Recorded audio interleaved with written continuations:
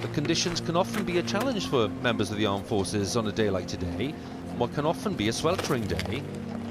Some 2,000 soldiers on parade, and looking after them is very much a full-time job. My name is Maj Iain Parsons. I'm a cardiology doctor monitoring the guards at the Queen's birthday parade to try and find out why some soldiers are more susceptible to fainting than others and what we can do to prevent it from happening. That's a flow in your pulmonary artery. Okay. Certain stresses that tend to make it worse are heat and standing upright for prolonged periods of time, which is very relevant in terms of the Queen's birthday parade. And I think if we're putting our guys in that situation, we have to do whatever we can to be able to make life easier for them. No one quite knows why the fainting reflex happens. We think it's probably just a brain preservation thing. It just hits the brakes, turns everything off, and then down you go. So it's not weakness on your part, it's just what it is. We are working on something at the moment, and the Queen's Birthday Parade might be a really good way to test that in sort of field research. So field research is always better research because it's much more true to life. Just trying to build up a bit of a picture, really, to see at what point during the parade people faint, who's more at risk. We've got a good idea who we think will be. So if you look closely down the rank, what you might see some of the soldiers swaying backwards and forwards. Now, that's not something they're taught, and that has the effect of improving the blood supply from the veins back up to the right side of the heart. There's one there, you can just see rhythmically swaying backwards and forwards like this. It's quite subtle. The medics here on standby, obviously seen something, sparked their attention. So just how one of the bands have fainted there. What they'll try and do is get him over to the main ambulance point and get him cooled down, back on his feet, and he'll be right as rain in a couple of minutes. 1, 2, 3, good lad.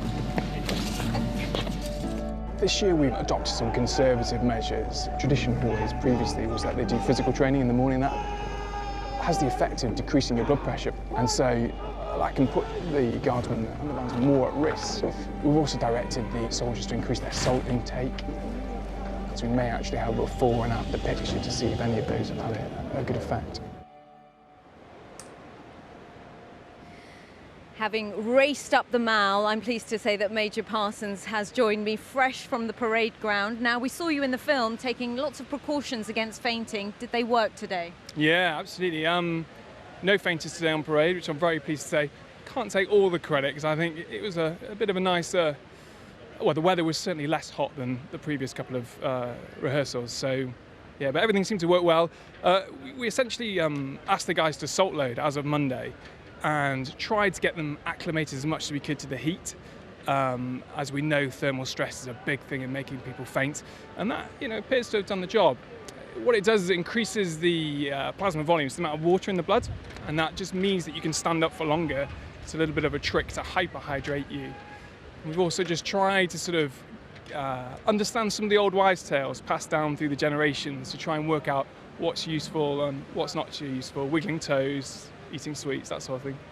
Can you give us any tips on what's not useful? Well, the big breakfast. I mean, it was always a thing that soldiers marched on their stomach. Actually, a big feed, we think, probably diverts all that blood flow to the gut, and then you've not got it all beating out through the heart. So we try and just try and work with the commanders to be able to support the guys as much as we can. And one key thing about your research is that it may help operational duties in the future. Yeah, we certainly hope so. So, I mean, it's two extremes of soldiering in a way. You've got the ceremonial stuff and then you've got the operational stuff. But in a way, if you swap the bearskin for a helmet, swap the tunic for a body armour, the physiological stresses are very similar. And we hope as we move forward with ways to sort of be able to support the plasma volume, that the stuff that we're working on towards fainting will be useful in operational deployment. So one of the main reasons for people coming into the hospital when I was deployed in Afghanistan was because of fainting. Well, all the best with your research, Major Parsons. Thank you very much. Thank you very much.